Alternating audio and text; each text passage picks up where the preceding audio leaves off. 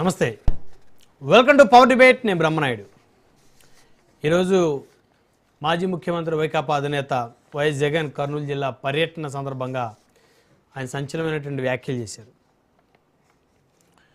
వెన్నుపోటు పార్టీ నాయకుడి కుట్ర రాజకీయం అంతా చూస్తున్నామన్నారు జగన్. ఏపీలో అధికార దుర్వినియోగం పతాక స్థాయికి చేరుకుందన్నారు మాజీ సీఎం.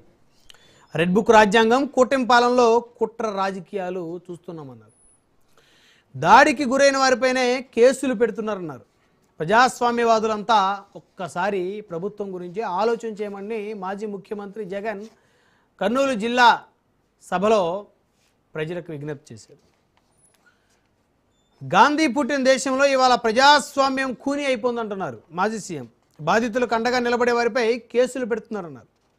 గంటల వ్యవధిలో ఎమ్మెల్యేపై 3 కేసులు పెట్టారన్నారు. చంద్రబాబు డైరెక్షన్లోనే ఎమ్మెల్యే విరూపాక్షిని అరెస్టు చేశారన్నారు మాజీ సీఎం. దొంగలు బందిపోట్ల తరహాలో పోలీసులు ఎమ్మెల్యే ఇంటిపైకి వెళ్ళారన్నారు జగన్. గత 5 సంవత్సరాల పరిపాలనలో మాజీ ముఖ్యమంత్రి, ప్రస్తుత మాజీ ముఖ్యమంత్రి గత 5 ఏళ్లలో ముఖ్యమంత్రిగా ఉన్న సమయంలో కూడా ఇదే విధంగా అక్రమ కేసులు బనాయించారు అనేది చాలామంది వాదన, కూటమి పార్టీలకు సంబంధించి. ఈ అంశాలన్నీ చర్చిద్దాం. ఇదే వాళ్ళ పవర్ డిబేట్. సీఎం, మాజీ సీఎంల మధ్య మాటల తూటాలు, జగన్ ఫైర్.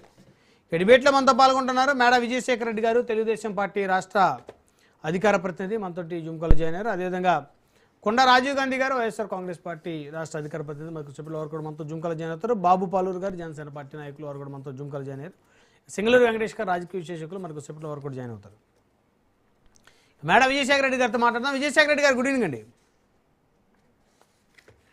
విజయశేఖర రెడ్డి గారు, గుడ్ ఈవినింగ్ సార్. వినిపిస్తుందా నా వాయిస్ మీకు? ఒకసారి మీరు మీట్లో ఉన్నారు, అన్మ్యూట్ చేయండి సార్. సార్ అందరికీ నమస్కారం. జనం చూసారా జగన్మోహన్ రెడ్డి గారికి? ఆ జనం ప్రభంజనం, జనం నీరాజనం. ఆ జనాన్ని చూస్తుంటే ప్రభుత్వానికి సంబంధించినటువంటి నేతలకి ఏదైనా కాస్త వణుకు పుడుతుందని అనుకోవచ్చా? సార్, ఎప్పుడు జగన్మోహన్ రెడ్డి గారు బయటికి వెళ్ళినా ఆ రోజు సాయంత్రానికి వైసీపీ నాయకులు మాడే మాటలు ఇవి. కానీ ఆశ్చర్యకరంగా మీరు మాట్లాడతారు చూసారా, అది కొంచెం కొంత నాకు ఆశ్చర్యకరంగా ఉంటుంది సార్. ఒకటి, జగన్మోహన్ రెడ్డి గారు ఈ రోజు కాదు సార్, 2010 నుంచి ఆయన ఎప్పుడు పోయినా బయటికి ఆ రకంగా సెటప్ చేసుకుంటాడు. అక్కడ ఉన్న లోకల్ లీడర్స్ ఫోన్లు చేయడం కావచ్చు, డబ్బులు వెదజల్లడం కావచ్చు, మందు పోయడం కావచ్చు, రకరకాలుగా సమీకరించుకోవడం కావచ్చు. మాజీ సీఎం, ఆయన మాజీ ముఖ్యమంత్రి అండి, క్రౌడ్ పుల్లర్. ఆయన జనాన్ని సమీకరించుకొని మందు పోయేసి ఫుడ్ పెట్టాలన్న అవసరం అసలు అది కరెక్ట్ కాదేమో. మీరు మాట్లాడేది ఆ పార్టీ కార్యకర్తలు కూడా అవమానించే విధంగా ఉంది, అది కూడా చూసుకోండి. ఏ దేశానికి, ఏ రాష్ట్రానికి విపరీతమైన సేవ చేసి క్రౌడ్ పుల్లర్ అయ్యారు సార్. ఆయన ఏమన్నా పెద్ద మెగాస్టారా, చిరంజీవి, లేకపోతే పవర్ స్టార్ పవన్ కళ్యాణా, లేదంటే ఆయన ఏమన్నా ఈ దేశానికి ఇతోధికమైన సేవ చేశాడా, లేకుంటే సామాజిక కార్యకర్త? ఏం చేశారు సార్? ఆయన క్రౌడ్ పుల్లర్ అవడానికి ఆయన చేసిన గొప్ప ఏంటి?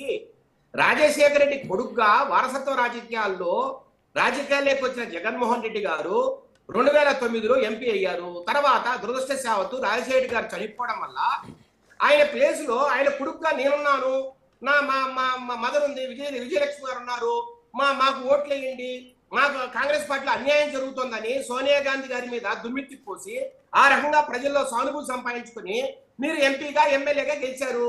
తర్వాత కాలంలో ప్రజల్లోకి వెళ్ళారు సార్. ఒకటి, తెలుగుదేశం పార్టీకి ఆపోజిట్ గా ఎప్పుడైతే కాంగ్రెస్ పార్టీ కొంత దిగజారిపోయిందో ఈ విభజన వల్ల, ఆటోమేటిక్ గా మీ పార్టీ కొంత బలపడింది. ఎట్లా, ఏ రకంగా సార్? ఈ కారణాలు కాకుండా వేరే ఏ కారణాలతో జగన్మోహన్ రెడ్డి గారు ఈ రాష్ట్రంలో ఒక ప్రముఖ నేతగా, లేదంటే ఆ క్రౌడ్ పుల్లర్ గా ఎక్కిగారు? మీరు చెప్పండి. చూడండి ఆ విజువల్స్ చూడండి, ఆ జనాన్ని చూడండి, ఆ జన సంద్రాన్ని చూడండి. విజయశేఖర్ రెడ్డి గారు కాదు సార్, విశాఖపట్నం పోయినా మత్స్యకారులు కొంతమంది చనిపోతే వారిని పరామర్శించడానికి వెళ్ళినప్పుడు ఇలాగే జనాన్ని తీసుకొచ్చి సమీకరణ చేసి 200, 300, 400 డబ్బులు ఇచ్చి చాలా వీడియోలు చూశాను సార్.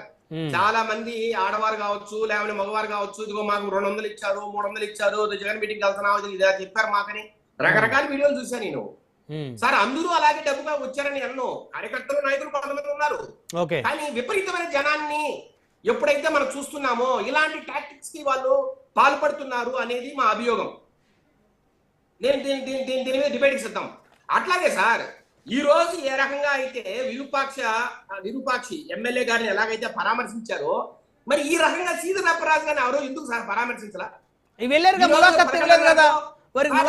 ఒకటిన్నర గంటలోనే మీరు సార్, ఒక్క నిమిషం, 1.5 గంటలోనే మీరు అక్కడ జైలుకి వెళ్ళి ఆయన్ను పరామర్శించిన నేపథ్యము, మరి ఎందుకు సార్ మీకు 6 గంటలు 7 గంటలు పట్టింది సార్ శ్రీకాకుళంలో సీదర్ అప్పలరాజు గారిని పరామర్శించడానికి? క్రౌడ్ తట్టుకోలేక అంత అవమానం చేయడం ఏంటి సార్? ఒక ఎక్స్ మినిస్టర్ ని అంత అవమానం చేయొచ్చా? వేలాదిగా ప్రజలు తరలి రావడంతో జగన్మోహన్ రెడ్డి గారు వెళ్లేందుకే 6-7 గంటల సమయం పట్టింది ఆ రోజు. నేను అదే అంటున్నా సార్. ఇప్పుడు మంచి పాయింట్ మాట్లాడారు మీరు సార్. ఇప్పుడు విరూపాక్షని చూడడానికి ఆయన 30 కిలోమీటర్లు ప్రయాణించారు, ఒక ఎయిర్పోర్ట్ లో దిగారు. మరి నేనంటున్నా భీమవరానికి హెలికాప్టర్లు వెళ్తారు, దేవరపల్లికి హెలికాప్టర్లు వెళ్తారు, రకరకాల ఊర్లకు హెలికాప్టర్లు వెళ్తారు. మరి శ్రీకాకుళం కూడా ఎందుకు హెలికాప్టర్లు పోరు? విశాఖపట్నంలో దిగి శ్రీకాకుళం దాకా పోవాల్సిన అవసరం ఏంటి? బలప్రదర్శన చేయాలన్నా, మీ సత్తాను చూపించాలన్నా, ప్రజల్లో మీ గురించి మాడుకోవాలన్నా, అంటే లేదంటే సార్ భోగాపురం విమానాశ్రయాన్ని ఒక మహానుభావుడు, ఒక స్వాతంత్ర సమరయోధుడైన అల్లూరి సీతారామరాజు గారి పేరు మీద ఒక అద్భుతమైన విమానాశ్రయాన్ని కడితే దాని గురించి ప్రజలు మాడుకోకూడదనా? లేదంటే 2 రోజుల తర్వాత ప్రైమ్ మినిస్టర్ గారు వస్తున్నారు ఈ రాష్ట్రానికి, ఆయనకు నా సత్తా చూపించాలనా? ఏ రకంగా మీరు అలాంటి ఒక బలపరిశని మీరు చేపట్టారు వైసీపీ నాయకులు చెప్పాలి సార్. ఎందుకు మీరు హెలికాప్టర్లో శ్రీకాకుళం వెళ్ళా?